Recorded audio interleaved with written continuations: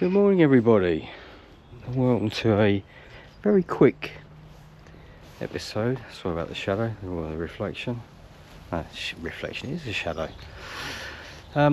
Looked on my i3. Now I'm going to do this whilst I tell you a story, so take a seat. Now let's start on the other side. I had a problem with my i3 door handle a couple of weeks back or so. This one. Perfect, lovely. Oh, comfort opening. Let's lock that back up again. This door handle, solid. Oh, sorry. I do love comfort opening, but obviously not in this situation. Passenger door handle. If you got an i3, you know all about that. So, anyway, I went online. I'm just going to pop the camera on a tripod because I'm going to do this in real time. So I'll tell you what, I'm going to pause it while I put the camera on the tripod, and I'll carry on in just a second if I can work out how to pause it.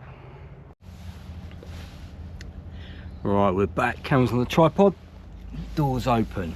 So yeah, wobbly door handle, as you saw. So I spoke to BMW. Look, I'm going to do this while I adjust it. Oh, bit of muck around there. After watching the excellent video from Arthur and Martin at Wisely, I have my trusty E4 Torx. Now I'm not going to remove the other screw, which you can do with a little right angle pick, because otherwise that looks tricky to get off. There's a little E4 there. Now, according to Arthur, no, it's Martin actually, that needs tightening up. So let me just tweak it, as that is loose, and progressively, and apparently you don't have to do it tight. Now that is lovely and tight. Now the next thing to do is lock the door, as if, there we go, window goes up as described. Pull the handle, make sure it works, because it's a bowling cable, and then pop the plug back in, and then let's give that a quick test. Lovely and tight, perfect. And let's lock it. Right, you've all seen me do that, and that was just after watching the video. Now, door handle was hanging off, it was loose. It was a real rattly bugger. Oh, comfort opening. But obviously, look at that, perfect. You know what?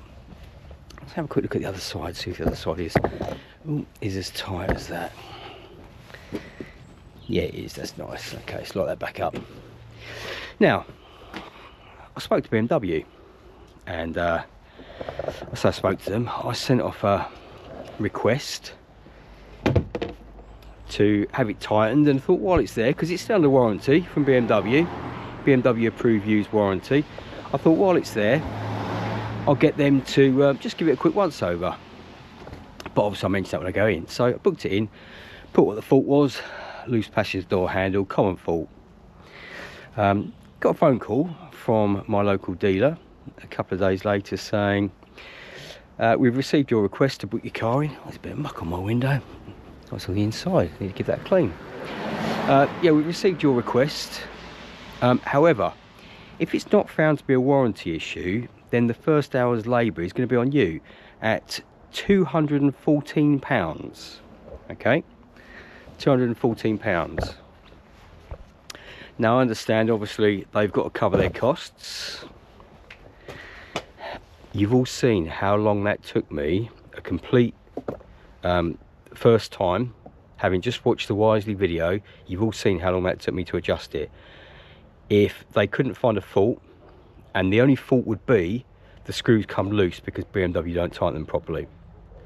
They all come loose, it's a fact. Now they were going to charge me £214 for that. So the approved warranty obviously wasn't worth the paper it was printed on. Now I also pay for a BMW service plan. I just pay monthly, it's like 15 quid or something. You don't even notice it, it's less than you spend on coffee. So that my car can go back to BMW for its service, keep up the BMW service history.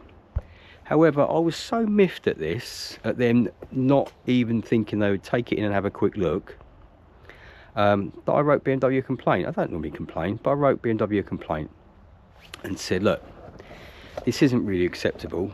It is a known issue, and I'd like to get it sorted. They replied back and said, can you send us pages 2 and 3 of your logbook? Can you take a photo and send 2 and 3? Now I work away, I was in France, so I didn't get time to do it. So a week later they send me another email, which I then get, saying we're closing your case because you've not replied. So obviously I was a bit miffed about that.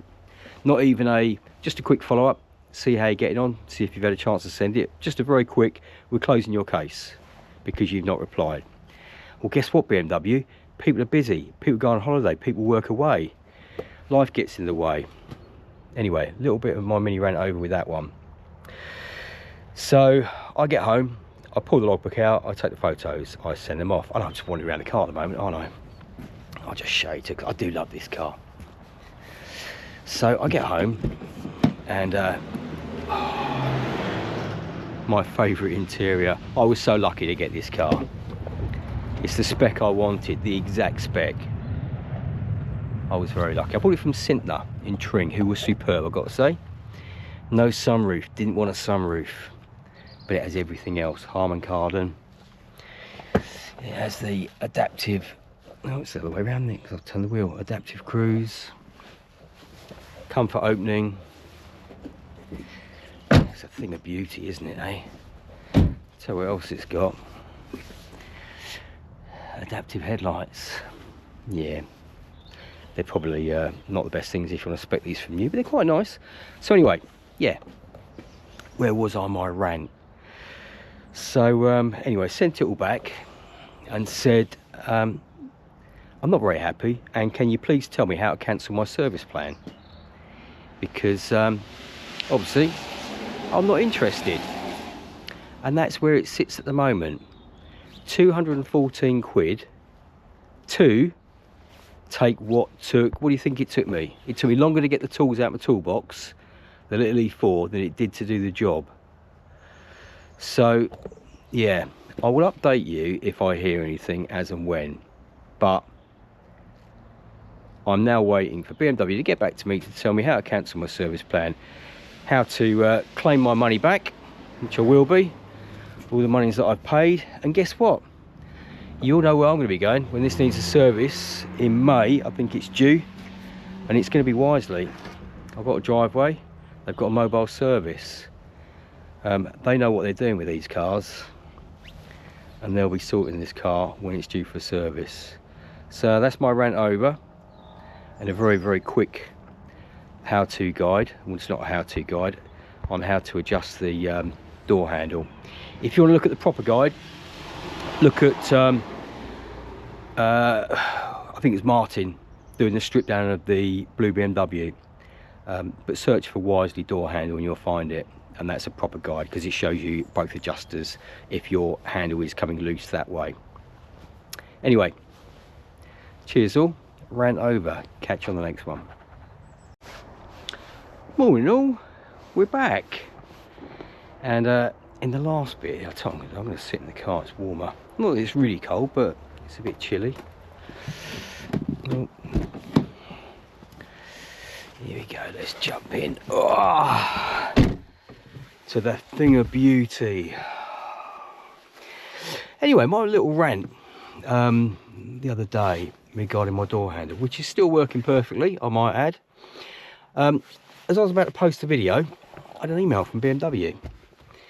In fact, let me just, oh, I need some specs, aren't I? That's the thing about getting old, isn't it?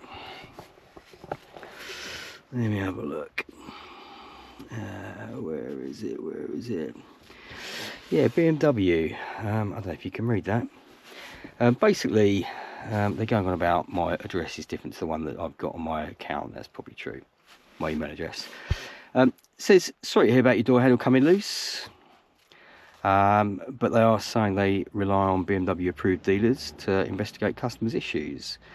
They're going to contact my local dealer, who I'm not going to name because obviously they're only following their procedure, to find out why this wasn't covered under warranty. So obviously they're saying that there could be an issue there, because obviously they want to find out why it wasn't covered under warranty, and why they said if it's not warranty they're going to pay, I would have to pay £214 for the, what do we reckon that took? I might have to go back and time it.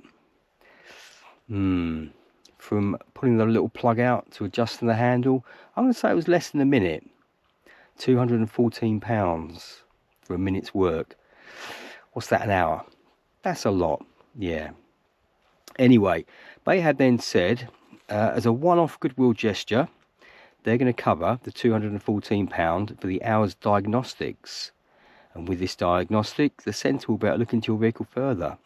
They're going to reach out to the BMW centre and let them know they'll be covering this, and to contact me to get my vehicle booked in the future.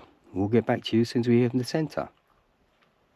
So, I've got to say, that's not a bad reply from BMW, because obviously they've said that, here, let's switch it on, because we love the little bings and bongs, don't we?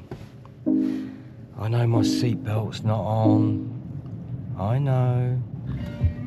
Oh, better turn that off. Bit of Pink Floyd.